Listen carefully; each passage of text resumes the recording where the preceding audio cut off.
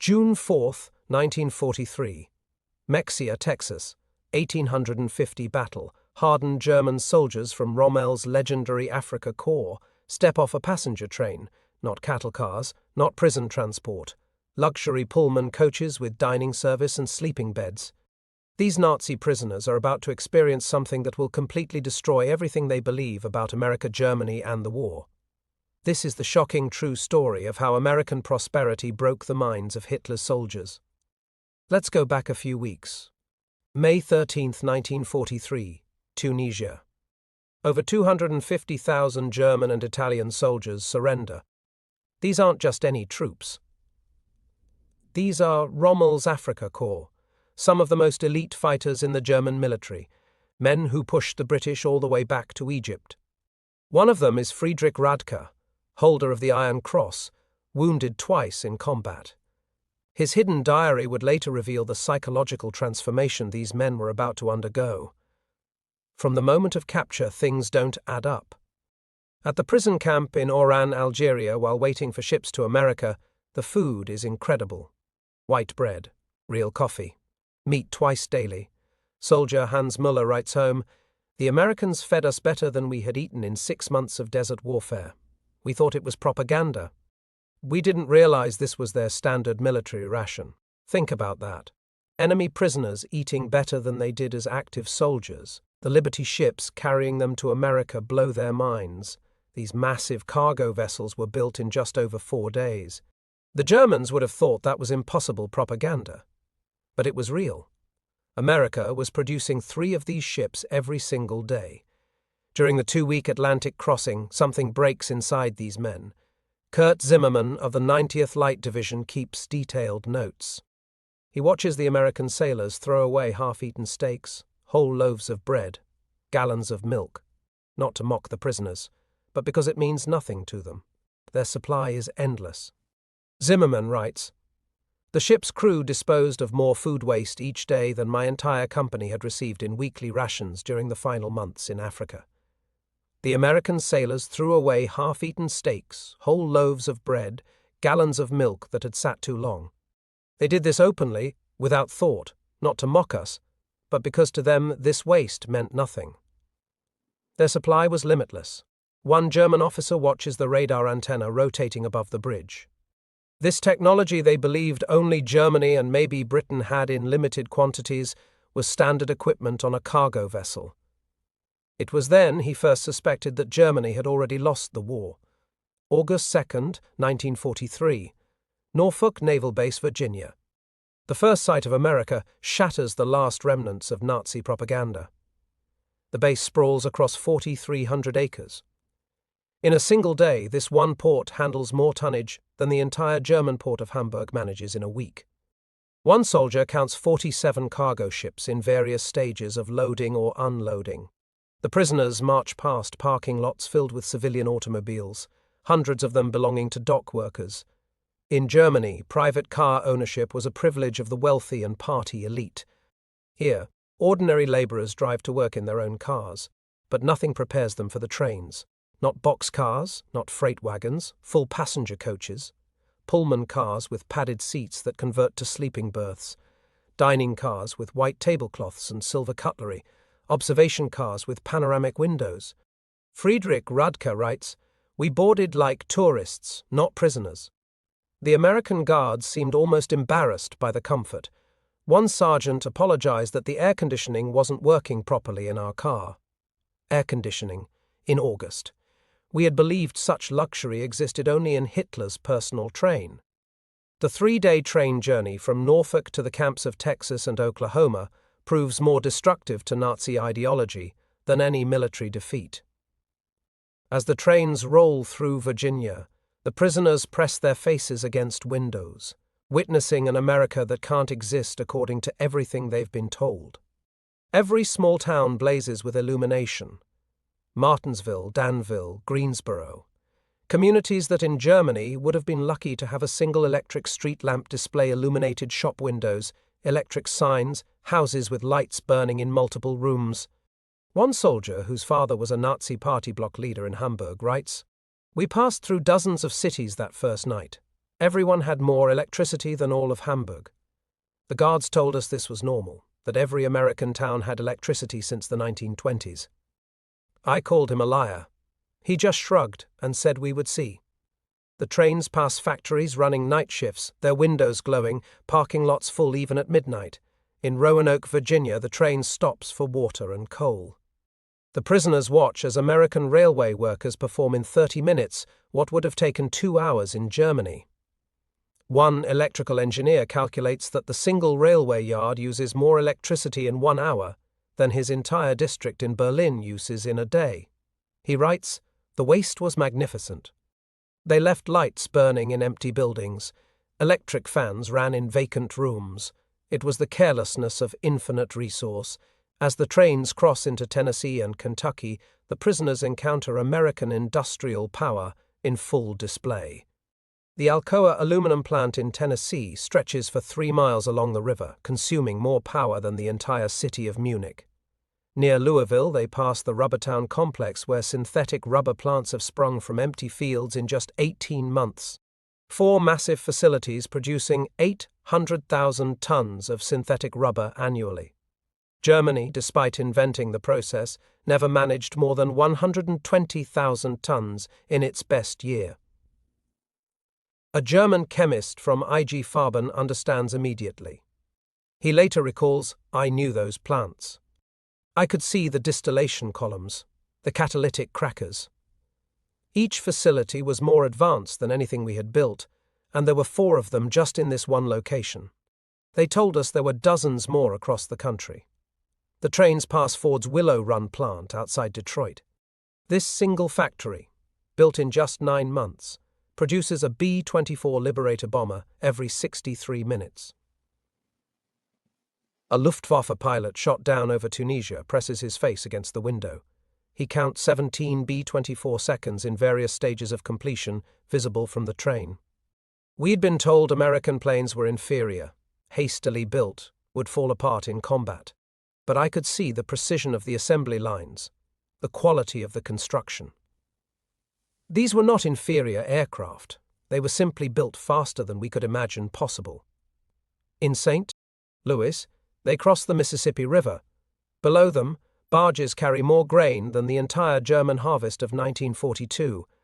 A farmer's son from Bavaria writes in his diary, "The Americans transport food as we transport ammunition, in endless quantities without concern for loss." I watched them loading a single barge with enough wheat to feed my entire village for 5 years. The crane operator was eating a sandwich with meat thicker than our weekly ration. In Kansas City, the train stops at massive stockyards where tens of thousands of cattle wait for slaughter. German prisoners who subsisted on 200 grams of meat per week in Africa, when lucky, watch American workers eating beef sandwiches during their lunch break. One writes, "They ate meat like we ate bread." No, that's wrong. They ate meat like we wished we could eat bread.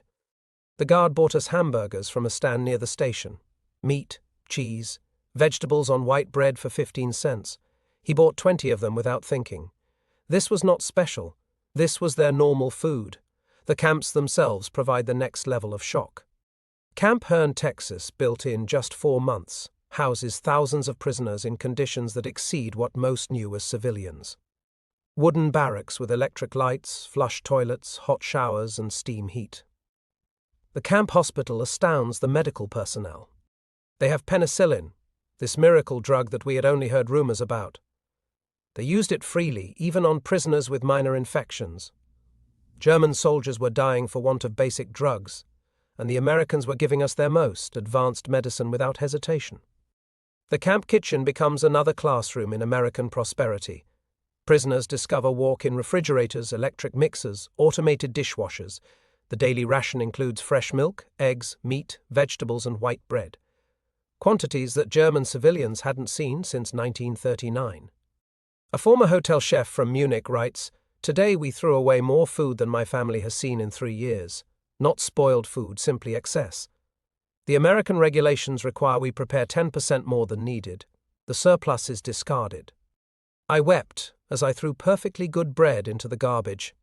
By September 1943, labor shortages lead to prisoners working in American fields and factories. Groups are trucked daily to work sites, traveling through the American heartland. They see everything, the endless fields of corn and wheat, the factories running 3 shifts, the shops full of goods, the parking lots full of cars. At a cotton gin outside Houston, one soldier watches a single machine process more cotton in 1 hour than his entire village could have handled in a month using traditional methods. The farmer who owned the gin was nobody special. Not aristocracy, not a party member, just a farmer. Yet he had electricity, running water, a truck, a car, and a tractor. His workers, including the black workers, ate lunch from boxes containing more food than German workers received in a week, and this was normal. Every farm we passed was the same. In Nebraska, prisoners work in sugar beet fields, witnessing agricultural mechanization that defies comprehension. A single combine harvester could do the work of 100 men. The fields stretched to the horizon, each one larger than entire German counties. One soldier working on a farm writes, "The farmer's son, a boy of 16, drove a tractor worth more than everything my father had earned in his lifetime." When I mentioned this, the boy laughed and said it wasn't even a particularly good tractor.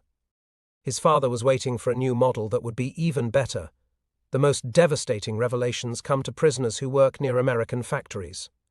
At a Campbell's soup factory in New Jersey, prisoners watch production lines that process more tomatoes in a single day than most German factories handle in a month.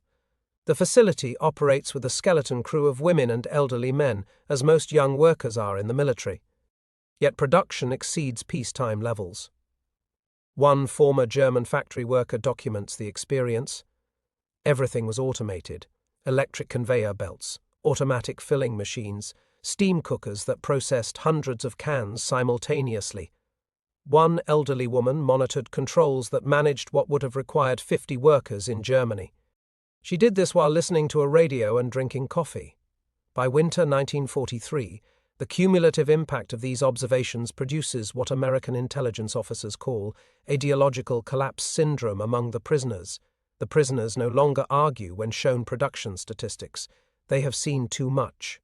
The most fanatical Nazis have become quiet. They still maintain loyalty to Germany but no longer speak of victory. Many openly question what they were told about America. Christmas 1943 provides the most profound psychological impact. American organizations, churches, and civic groups send 500,000 Christmas packages to German prisoners. Enemies who had been trying to kill American soldiers months earlier. Each package contains cigarettes, candy, toiletries, and games. Local communities invite prisoners to Christmas dinners. At Camp Hearn, Texas, the local Methodist church choir performs Christmas carols in German for the prisoners. Women from Hearn send in homemade cookies and cakes. One officer, whose brother died in the bombing of Hamburg, writes, "They know we are their enemies. Many have sons and husbands fighting against our armies, yet they show us Christian charity, not propaganda, but genuine kindness." What kind of people treat enemies this way? Only those absolutely certain of victory and secure in their power. The Christmas feast itself defies comprehension. Turkey, ham, mashed potatoes, gravy, vegetables, pies, ice cream. Quantities of food that Germany hadn't seen since before the First World War.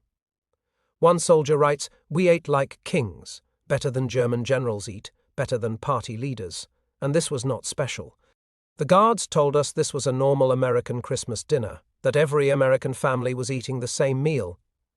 By early 1944, over 40,000 German prisoners are enrolled in educational programs. They study English, American history, mathematics, and sciences. The University of Chicago provides correspondence courses. Stanford University sends professors to lecture on democracy and economics. Prisoners who had been told Americans were cultureless barbarians discover libraries with millions of books, universities that welcome all social classes, scientific research that leads the world. The camp theaters show American films, not propaganda but regular Hollywood productions. Prisoners watch Gone with the Wind and The Grapes of Wrath. One officer writes, "They hide nothing. They show their problems, their failures, their conflicts. Yet this honesty makes them stronger, not weaker. In Germany, such criticism would mean death. Here it is considered patriotic. June 6, 1944. When news of the Normandy invasion reaches the camps, German prisoners experience their final ideological collapse. The scale of the operation: 6,000 ships, 11,000 aircraft, 150,000 men in the first wave. Prisoners watch newsreels of the invasion within days. They see the endless streams of ships, the artificial harbors, the supply system delivering 15,000 tons daily across open beaches. One officer writes, "We knew then that everything was lost, not just the war, but the entire Nazi project. We had challenged the world's greatest industrial power with fairy tales and racial mythology." Throughout their captivity, German prisoners experience something that challenges Nazi ideology more than any material wealth: American humanity. When one soldier's son dies in the Hamburg bombing, the American camp commander personally delivers the Red Cross message and offers condolences. When another soldier's wife writes that she's struggling to feed their children, American church groups send food packages to her in Germany. Enemy civilians in a nation America was actively bombing. One prisoner writes, "They separated the German people from the Nazi regime. They said they were fighting Hitler, not Germans. This distinction, which seemed like propaganda, proved genuine. They prepared us to rebuild Germany after the war, not to destroy it." As the war ends in May 1945, German prisoners face repatriation with mixed emotions. They've witnessed an America that contradicts everything they believed. They've eaten better as prisoners than as soldiers. They've been treated with more dignity by enemies than by their own government. American authorities provide vocational training, agricultural education, and political instruction. Prisoners learn about the Marshall Plan before it's announced, understanding that America will rebuild rather than punish Germany. Between 1945 and 1946, over 371,000 German prisoners are repatriated from American camps. They return to a Germany divided, destroyed, and destitute. But they bring with them something precious: knowledge of how a democratic industrial society functions. Many former prisoners rise to prominence in West Germany's reconstruction. They become ambassadors, politicians, and business leaders. They bring American methods to German industry, American efficiency to German agriculture, and American democratic ideals to German politics. In 1985, on the 40th anniversary of the war's end, surviving German prisoners hold a reunion in Austin, Texas. Over 500 former prisoners return to America, many bringing their families. A 78-year-old former officer delivers the keynote address. "We came to America as enemies, as Nazis, as believers in a lie. We left as friends, as Democrats, as men who had seen the truth. America showed us that strength comes not from conquest, but from production. Not from hatred, but from diversity. Not from tyranny, but from freedom. We witnessed the arsenal of democracy at full production. We returned to Germany with a mission: to build a society that could create rather than destroy." The Germany that rose from the ashes was built on lessons learned in American prison camps. The auditorium erupts in standing ovation. Americans and Germans together, former enemies united. Here's what makes this story incredible. Of the 371,000 German prisoners held in America, fewer than 1% attempted escape. Only 2,222 total escape attempts were recorded. 0 successful permanent escapes. Post-war surveys showed that 95% rated their treatment as good or excellent. Thousands maintained correspondence with American families for decades after the war. The German prisoners who experienced American industrial might didn't just witness history, they were transformed by it. Their captivity became education, their defeat became enlightenment, and their imprisonment became liberation from the ideological chains of Nazism. America's greatest victory wasn't on the battlefield. It was in the prison camps, where overwhelming evidence of democratic prosperity accomplished what armies could not: the complete transformation of enemy minds. The prisoners had arrived believing in German superiority and American weakness. They left knowing the truth. American industrial might wasn't just overwhelming, it was incomprehensible to minds shaped by scarcity and tyranny. They returned to Germany not as defeated enemies, but as witnesses to what free societies could achieve. The economic miracle that transformed West Germany in the 1950s was built on foundations laid in American prison camps, where enemy soldiers learned that prosperity came not from conquest but from freedom, not from racial superiority but from human dignity, not from totalitarian control but from democratic cooperation. Their story stands as testament to a profound truth. The most powerful weapon in America's arsenal wasn't military might, but the simple, overwhelming evidence of a free society's capacity to create abundance. In the end, that was America's secret weapon. Not just the ability to produce more tanks and planes than any nation in history, but the capacity to transform enemies into friends through the simple power of example. The German prisoners were stunned by America's industrial might, but more importantly, they were changed by it.